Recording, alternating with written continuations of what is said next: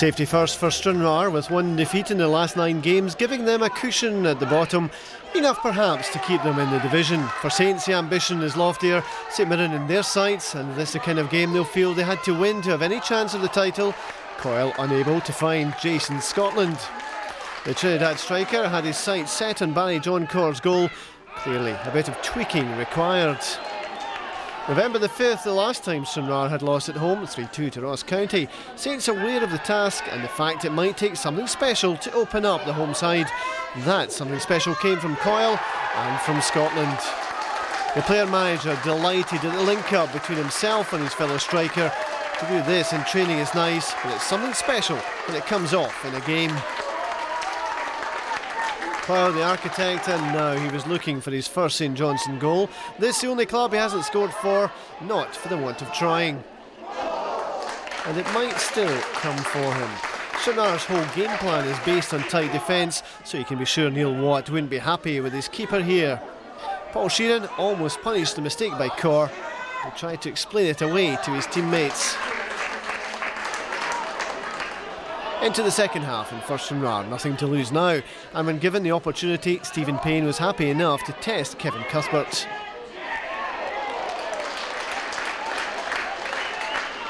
Games like these can swing in a single moment or a goal, so if Stranraer had been able to breach the Saints' defence, anything might have happened. But twice the white shirts closed ranks to deny the home side a way back into the game, to the relief, no doubt, of Cuthbert. The St Johnstone keeper has been in good form this season, and he had to be here again as the home side set about looking for an equaliser. Some careful passing, some nice skill and a bit of luck let David Hamilton in, but Cuthbert kept him out. And certainly enough about the Stranraer fight back to cause concern for Jim Weir on the St Johnstone bench. Relief was to come with 10 minutes left as Darren Sheridan picked out Simon Mensing, who in turn picked his way towards goal. Mensing's strike ensuring the 3 points would head back up to Perth. Saints definitely in contention with the other Saints at the top end of the table, but there's still a lot of football to be played in this division.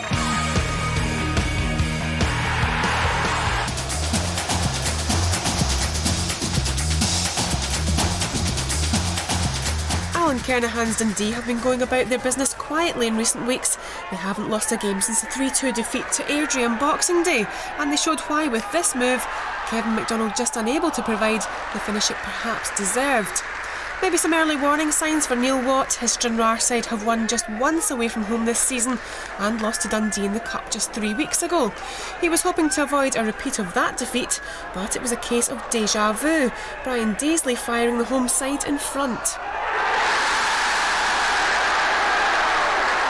Just 7 minutes in, a clean finish, and Daisley already staking his claim for a regular starting spot. They'd given Dundee a head start, but Stranraer weren't about to throw the towel in, and within minutes of the opener, Willie Martin used his head to try and find the leveller. That wasn't to put Stranraer off the scent of a goal though, and as this was the 5th meeting of the sides already this season, that's something Dundee would no doubt have expected. Martin was involved in the build-up again, but it was the persistence that paid off for Stranraer this time, Paul Walker getting the vital final touch.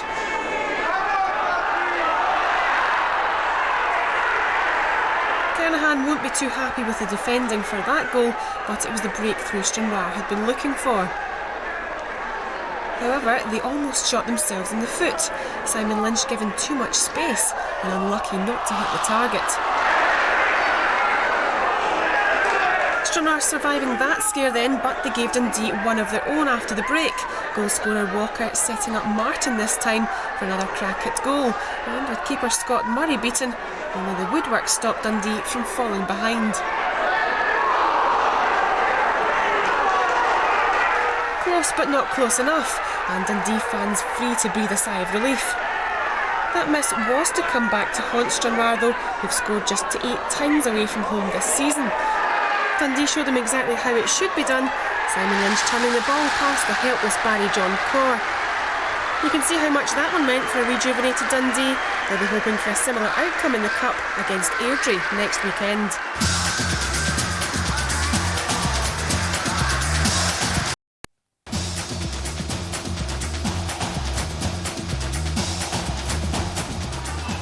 boss Graham Roberts made no fewer than 7 changes to his starting lineup after last week's goalless cup draw with Gretna. One of the new boys was Roddy Hunter, and he certainly made an early impression. It was only Hunter's second start for Clyde, and he wasn't about to pass up this opportunity to show his manager exactly what he's capable of. His 4 appearances have come from the bench, but within 2 minutes he had 2 goals. Hunter credited with that one, although Alex Keddy looked to get the final touch. The defender probably won't put up too much of a fight to claim the goal, but Hunter doing a bit of poaching of his own. The Stair Park side almost closed the gap when Romuald Bouadji let Lee Hines out of his sight. Keeper Paul Jarvie less than pleased with the defending, but Bouadji made amends almost immediately.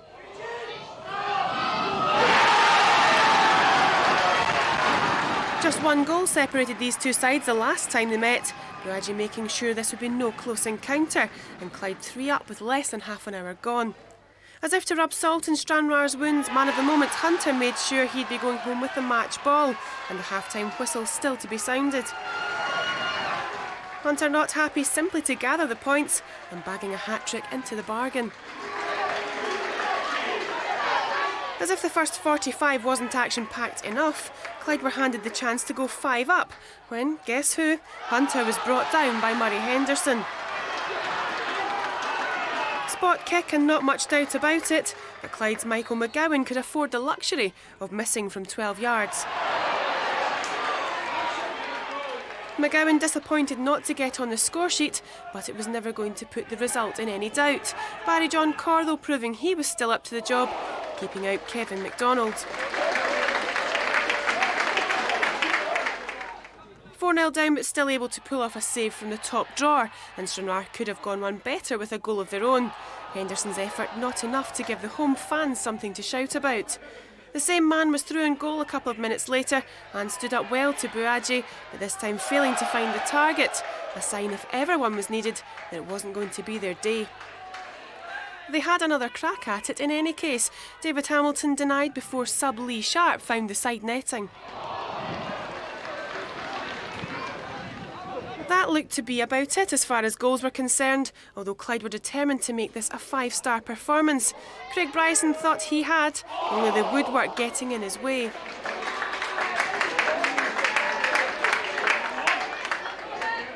Bryson looked in determined mood, and he wasted no time in setting up Hunter for his 4th and Clyde's 5th of the afternoon. The 22-year-old rightly delighted with that one, and with Clyde ready to face Gretna in cup action on Tuesday, the Bully Wee's young star providing the kind of selection headache manager Graham Roberts surely won't mind. I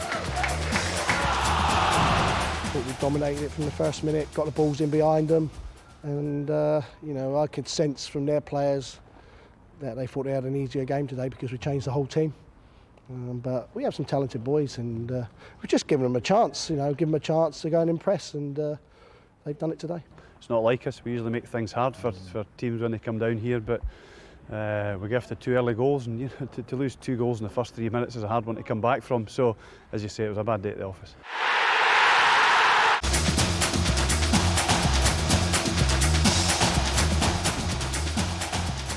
It's fair to say things haven't exactly been fine for St Mirren off the field this week. They had 25,000 reasons to feel the authorities are against them. Add to that the fact they had failed to score in their previous 3 league games. So when Michael Moore struck for Stranraer after 21 minutes, it looked like misery compounding upon misery. Tony Bullock was booked for complaining that he was fouled going for the original ball, but Moore's goal would have reopened an old sore as Saints still bear the scars of a 0-0 draw the first time Stranraer visited Love Street this season. Redemption was to come for the league leaders. Questionable free kick won by John Sutton. And the organisation of Gus was better than that of the Stranraer wall, which crumbled as Ian Anderson brought Saints level. Anderson back in the score sheet, but surely Barry John Corr was entitled to more protection from his wall than he was given. Forlorn looks from the keeper, while at the other end Tony Bullock treated the ball like a bar of soap from Moore's header. 2 minutes into the second half and Simon Lappin provided a spectacular second for Saints. The importance of the goal mirrored in the celebrations and perhaps the quality as well. Moore was causing the St Mirren defence problems with every chance he had. His header from the corner certainly caused concern, and there was enough about Stranraer to suggest they might have got themselves back in level terms. The home defenders were being worked hard, even if the keeper wasn't. Lee Sharp must have felt his shot should have been on target. If it had been, there might have been more problems for a Saints side which is trying to play its way back to form. As a contest, this was heading one way with 2 minutes left as Sutton was brought down. Andrew Hunter pointing to the spot despite the protests. Enough contact to merit the spot kick, and after fighting for the ball and the right to take it, Sutton stepped up and made sure the points stayed in Paisley.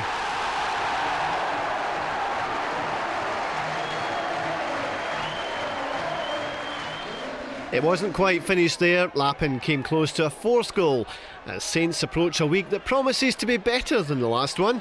A reduction in their fine and a chance to get to the Scottish Cup semi-finals when they take on Gretna. It's just a case of watch who you put on the bench this time, Gus.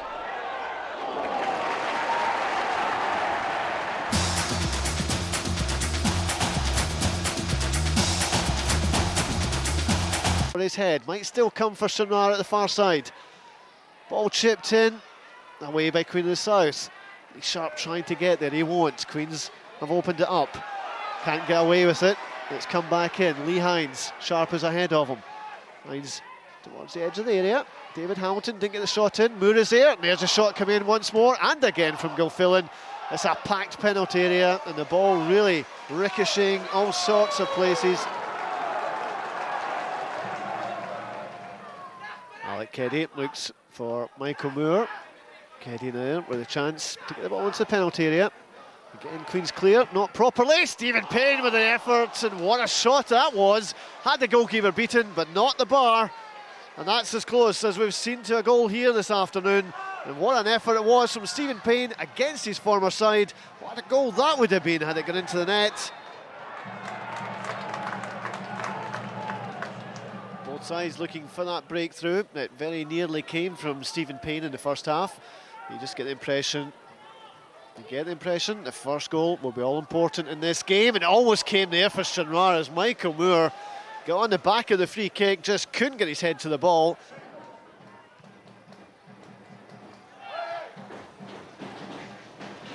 Gilfillan flicks it forward. Queen of the South pick up possession again, once more. But untidy in the midfield, but Andy Thompson will get there for Queens. Two streaming into the middle. One of them, Steve Bowie, nearly got there.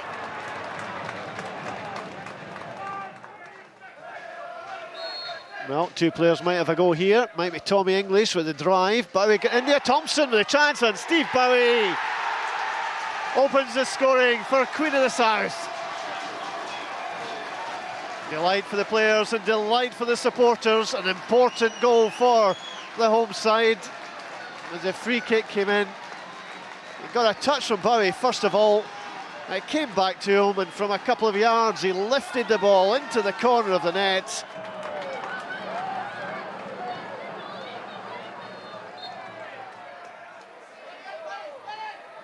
Michael Moore flicking it on. Lee Hines is in there as well. Was Hines held back? Play on, says the referee. Now Moore into the area. Now the chance for Stranraer, and just taken away from David Hamilton.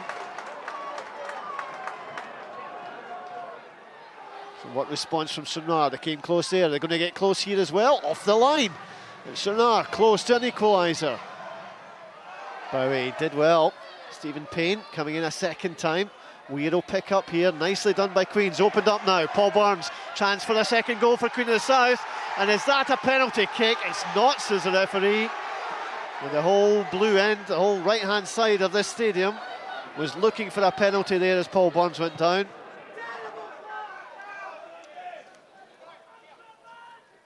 Flicked on for Derek Lyle, back for Bowie.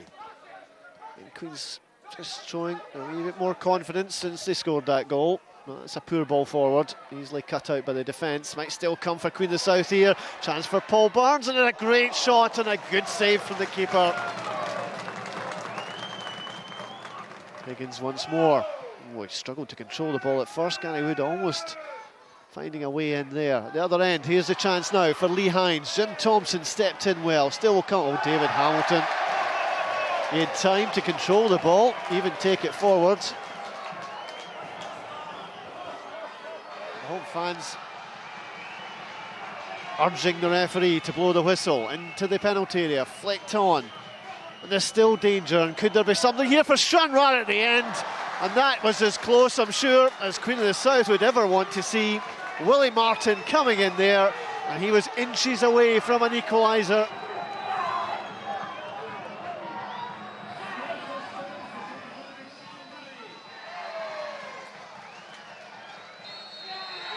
And there, the final whistle now from Kenny Clark. The cheers of the supporters.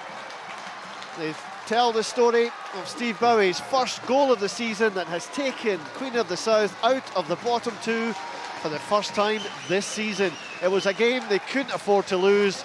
It was a game they've won. 3 points to them thanks to Bowie, and a final score of Queen of the South 1, Stranraer 0. It was a game we really couldn't afford to lose here. Well, I don't think we can afford to lose it. I've been trying to play that down all week, but you know what I will say is that Stranraer still hold. They'll know that, all the aces. They've got a big game on Tuesday night, Ross County going for the title as well, so that'll be interesting. And St Mirren. While Saints took another step towards the title, Ross County took a step backwards as Michael Moore stepped in to take advantage of a mistake by Ian McAlden just 2 minutes into the match. Stranraer, of course, with a battle of their own at the foot of the table, but they were pegged back after 50 minutes. The penalty decision is spot on. David Winters on the spot to beat the keeper. Just 7 minutes later, County took the lead through Sean Higgins when he followed up to give them a valuable lead and keep them in with a chance of the title. Gardner Spears would have been unhappy at the defending that allowed Stephen Swift a running goal. 3 minutes left and it lifted Stranraer over Queen of the South. At home to Brechin with David.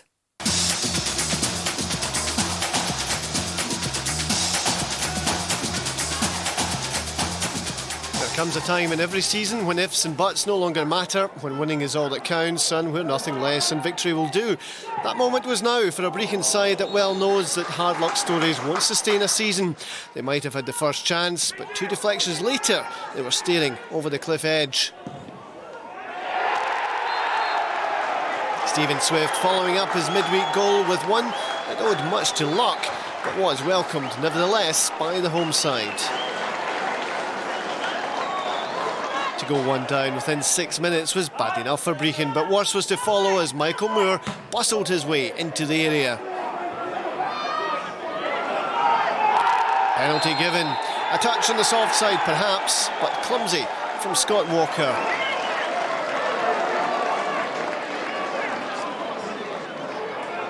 And for David Hamilton, the chance was there to make it 2-0. Michael Moore delighted, 11th of the season from Hamilton. A good return from the man brought in from Hamilton. He gave the goalkeeper no chance. A long way back for Brechin now, and while they won't give up, their cause was looking a pretty desperate one. Stranraer's Craig Higgins did his best to help out. Just as well for him, Barry John Corr was on his toes. Stranraer have seen the future, and it was Queen of the South ahead of them in the league last week. Now that the Blues have edged ahead of their rivals again, they want to stay there, as demonstrated by Lee Hines. Craig Nelson at his best to keep Hines out, and although he wasn't called upon to save from Stephen Payne's free kick, the keeper had to keep a close eye on it, and Payne could be a key man for Stranraer in the closing weeks. Brechin had to get back if they could, and they almost did when David White's header deceived everybody and almost crept in. Huge sighs of relief for the home defence. Payne had already come close with a free kick, and he was to come even closer in the second half. This time Nelson was required, and he wasn't found wanting. A fine save from the veteran keeper, who is being kept busy as Stranraer went for another goal, knowing that goal difference might well come into play at the end of the season. Hines took it upon himself to look for a third. Chris Templeman couldn't conjure a consolation, and there can be no consolation for Brechin from a league table that shows them all but relegated. But our job today was getting 3 points, and there was absolutely no question of us thinking about what others are doing. You know, if we're going to get sidetracked thinking about what other teams are doing, then we're not going to be focused on our lot, and I thought they stuck to the task very well. I know you have to keep plugging away Saturday to Saturday, but is there now an air of inevitability about the situation at the club? Well, I wouldn't say. I don't think it's accepted yet until it's mathematically impossible. That today we've got a lot of experienced guys in there. I think today it more or less was a must-win, but we'll keep fighting. Third bottom Stranraer. The highlights now with Colleen Patterson.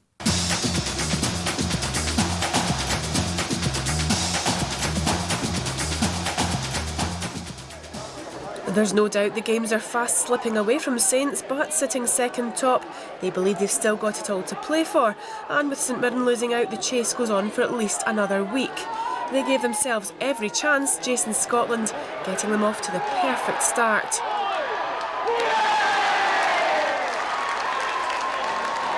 The Trinidad star persevering and eventually getting the better of a Stranraer defence that had stopped the rot and conceded just one in their last 2 games. Owen Coyle's men looked in determined mood from the word go and went about trying to camp inside the Stranraer box. The visitors did everything they could to keep them out, none more so than Barry John Carr, who denied Martin Hardy with a brilliant reflex stop. You won't see many better than that, but the Blues were more concerned with what was happening at the other end of the park. Willie Martin pulling his side right back into it from Stephen Aitken's free kick. Nothing Matt Glennon could do to stop that one, Stranraer determined not to follow the script. Their fans delighted with that one, and rightly so, but their celebrations didn't last long, Darren Sheridan's corner eventually finding its way into the back of the net via Stevie Milne's looping header.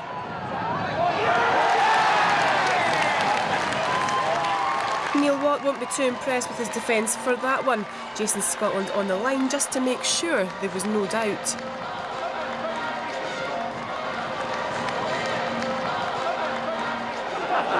That gave Saints the confidence to pour forward again, Kevin Rutkiewicz starting the move, and after a little help from Milne, Paul Sheeran was unlucky to see his effort go just the wrong side of the woodwork.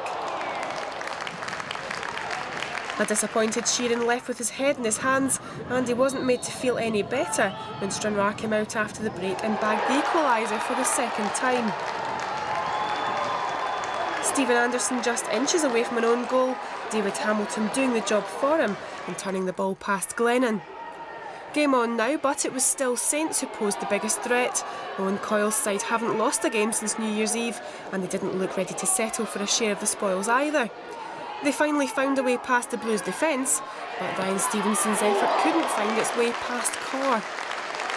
A decent effort from the sub, but Corr doing his best to help Stranraer hold on to what would be a vital point. Jason Scotland had proved to be a real thorn in Stranraer's side, and he thought he had the beating of Corr, but the big keeper's touch was just enough to take the sting out of that one. The last time these two sides met at McDermott Park, there was nothing to separate them, and up against the keeper in that kind of form, it looked like it just wasn't going to be Saints' day. They knew though that a point wasn't good enough to keep the pressure on St Mirren, and with their manager having more than a supporting role to play, got their noses in front again thanks to Scotland. Maybe not the best of finishes this time, but it's the end result that counts, and Saints banking on victory now. Coyle wouldn't have been quite so happy with his contribution to a nail-biting finish though, Stranraer cashing in on his hesitation to have one last go. Stephen Payne decided to go for glory himself, stepping one way then the other to beat 3 Saints defenders, but he couldn't find the finish to match. A free kick provided a final glimmer of hope as Stranraer threw everything they had at Saints in the closing stages. Glennon denying Payne again, and the Blues heading home empty-handed.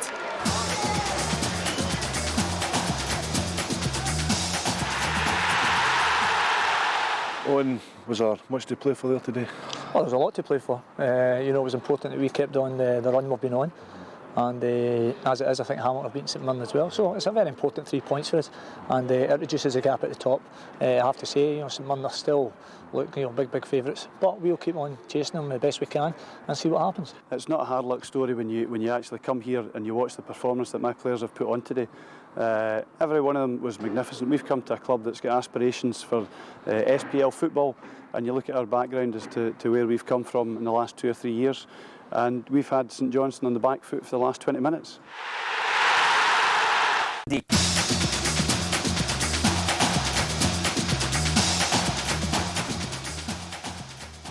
Dundee don't like travelling down to Stair Park. They haven't won there for 11 years, and they could have given themselves a mountain to climb in the opening minutes.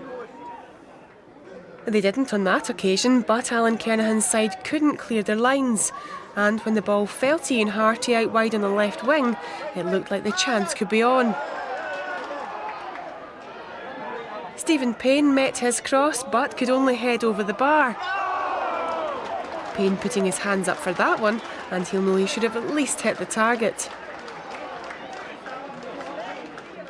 Stranraer know they haven't hit the target enough this season and have only 5 victories to show for their efforts so far. But they proved they do know the way to goal when Harty popped up this time on the opposite wing to play in Payne again, and he hit a stunning opener. Maybe just more than a hint of a cross about that one, but Payne will no doubt stick to his guns and say he meant it, and who can blame him? Payne delighted with that right peg of his, and Dundee now with a job on their hands. The visitors might have been a goal behind, but they didn't panic. A patient build-up and the ball eventually falling to Kevin MacDonald. The Dundee man just testing to see if Barry John Corr was paying attention. Unfortunately for Dundee, the big keeper was equal to that effort, but they decided to have another go just in case. MacDonald involved in the build-up again, playing in Brian Deasley to take up the mantle, but Corr this time not required to do anything more than watch the ball flash past the woodwork.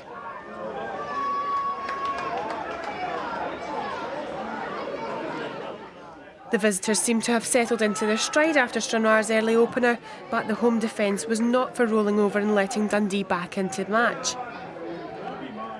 Dens defender Bobby Mann, though, somehow spotted a gap, and when the ball fell to MacDonald again, this time he hit one right out of the top drawer. Celebrations all round, and with the half-time whistle just minutes away, Dundee back level at a crucial time. Unbelievably, Dundee thought they'd turned the game on its head before the break, only for Deasley to suffer more disappointment when his chance was ruled out by the linesman's offside flag. Stranraer were the ones cursing their bad luck when David Hamilton was denied by the crossbar. No way through, and both sides forced to settle for a share of the spoils.